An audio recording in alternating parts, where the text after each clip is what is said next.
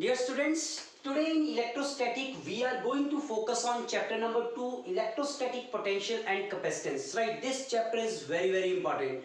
Last chapter, electric field and electric charges, you will get an idea about the force and electric field. ठीक है, आपने वहां पे electric field, electric force, how we can calculate, principle of superposition को कैसे हमने apply करा, and what is my Gauss theorem and its various applications. You people gone through all these types of articles. Fine. बच्चे, इस chapter में हम लोग बात करेंगे potential difference, and then we are going to talk about the capacitance. So this is a very important chapter. Fine. जब भी आप बात करेंगे इलेक्ट्रोस्टैटिक पोटेंशियल एंड कैपेसिटेंस, तो जो फर्स्ट इंपॉर्टेंट टर्म हमारे पास आती है उस टर्म को नाम दिया जाता है इलेक्ट्रिक पोटेंशियल. अब ये इलेक्ट्रिक पोटेंशियल है क्या? Basically electric potential and potential difference, ये दो टर्म्स हम लोग यहाँ आज स्टडी करेंगे, and then we will have कि what is the point of difference between these two terms, are they have same units और different units, and what is their dimensional formula. तो today we are going to discuss about this. तो आ जाओ term number 1 पे. Term number 1 आपकी है electric potential. अब बच्चे, इलेक्ट्रिक का मतलब इलेक्ट्रिक चार्ज, पोटेंशियल का मतलब उस इलेक्ट्रिक चार्ज के पास जब आप एक और चार्ज लेके आएंगे, फाइन, तो कितना वर्क डन आपको करना पड़ेगा to bring that charge from one place to another place. ये इस टर्म का मीनिंग हुआ. फाइन. तो इस मीनिंग को हम एक डायग्राम से, with the help of the diagram I will let you know. Fine. तो जब आप बच्चे इलेक्ट्रिक पोटेंशियल की बात करेंगे, you people have to consider a origin. अब ओरिजिन क्या हुआ? ओरिजिन वो होगा जहां आपका सोर्स चार्ज रखा हुआ होगा. What is the source charge? मैंने लास्ट टाइम भी आपको बताया था सोर्स चार्ज क्या है. ये वो चार्ज है which is responsible for the electric field. And what is the test charge? Test charge वो चार्ज है which is responsible for electrostatic force. अब आप करना क्या चाहते हैं? What you want to do? See, listen. Electric potential को define करने के लिए कंडीशन नंबर 1, ये जो पोजीशन O है बच्चे, आपने पोजीशन O पे रखा हुआ है एक सोर्स चार्ज. फाइन. अब तुम्हें पता है अगर ये सोर्स चार्ज है ना यहाँ पे, तो इसकी कोई ना कोई इलेक्ट्रिक फील्ड होगी. Like that. फील्ड का मतलब, मान लो ये इस चार्ज की फील्ड है, जिसमें अगर आप कोई और चार्ज लेके आएंगे, जैसे ये बोर्ड है आपके सामने, मान लो ये चार्ज यहाँ पे है. अब इस चार्ज की फील्ड यहाँ से लेके यहाँ तक, यहाँ से लेके यहाँ तक, यहाँ से लेके यहाँ तक और यहाँ से लेके यहाँ तक. फाइन.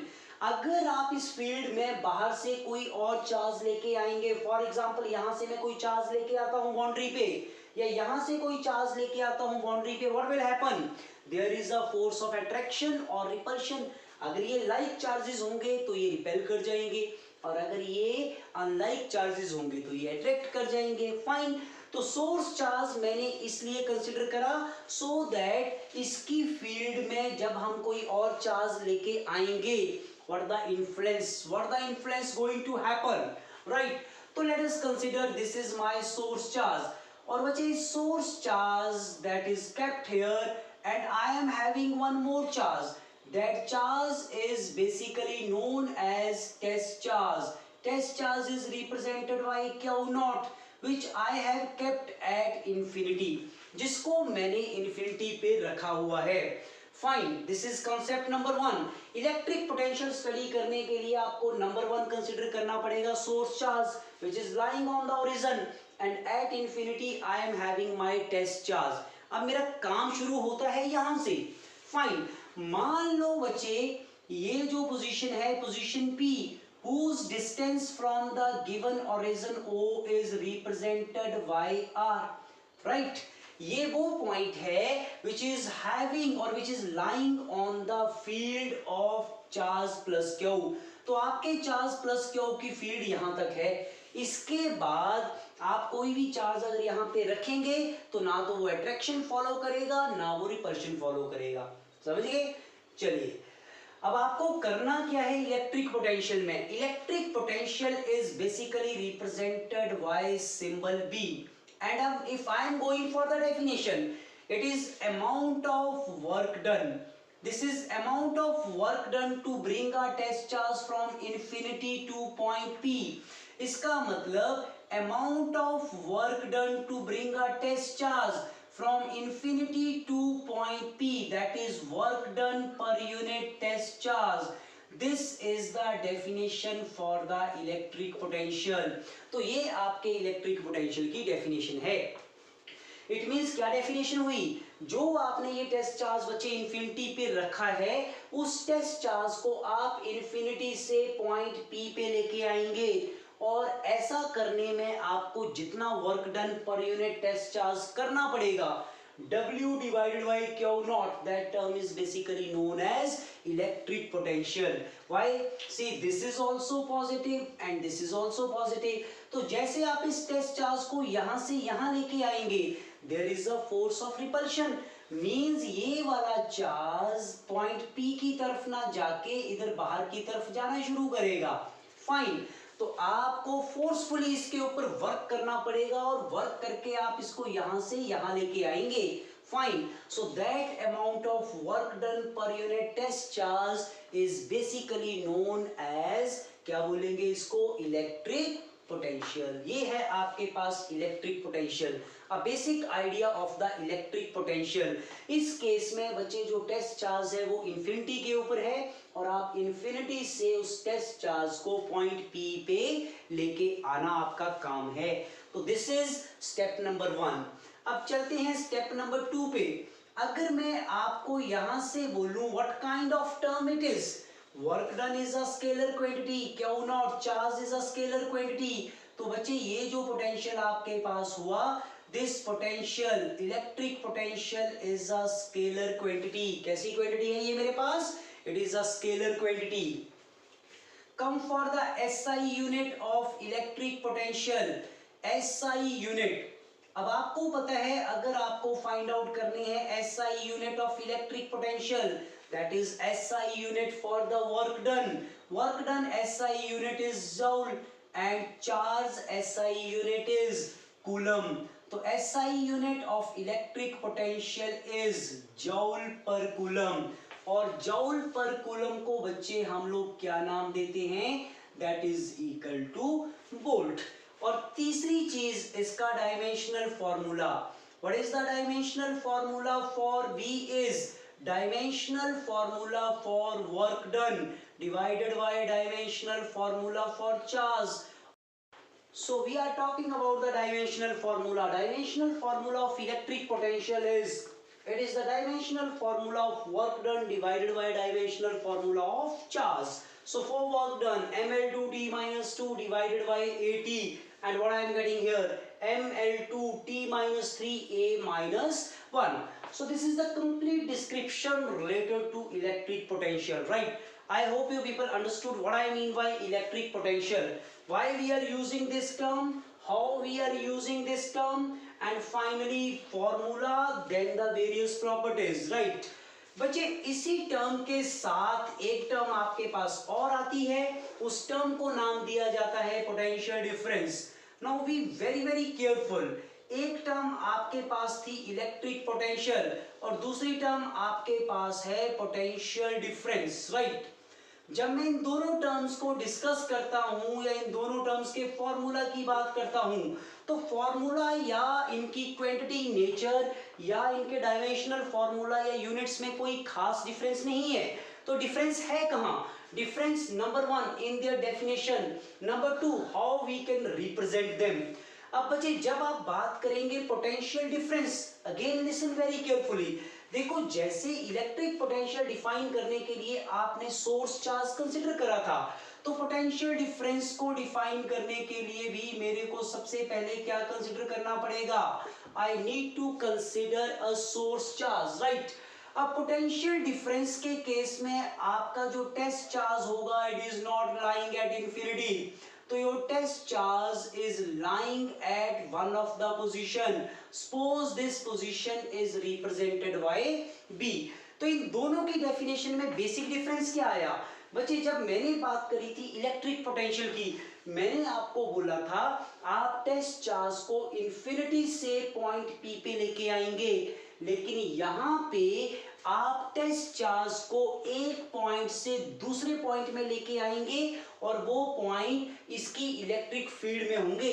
किसकी इलेक्ट्रिक फील्ड में? सोर्स चार्ज की इलेक्ट्रिक फील्ड में, right. So this is now how we are going to define the potential difference. तो बच्चे पोटेंशियल डिफरेंस डिफाइन करने के लिए देखो वो ही प्रोसेस आपको दोबारा से करना है, लेकिन अब आप टेस्ट चार्ज को इन्फिनिटी से लेके नहीं आएंगे। आप टेस्ट चार्ज को पोजीशन बी से पोजीशन ए पे लेके आएंगे, राइट। तो while I am bringing my test charge from position B to position A in this direction, again there is a force of repulsion, क्योंकि दोनों चार्जेस हैं आपके पॉजिटिव, और जब लाइक चार्जेस एक दूसरे के सामने आते हैं what will happen? They are going to repel one another.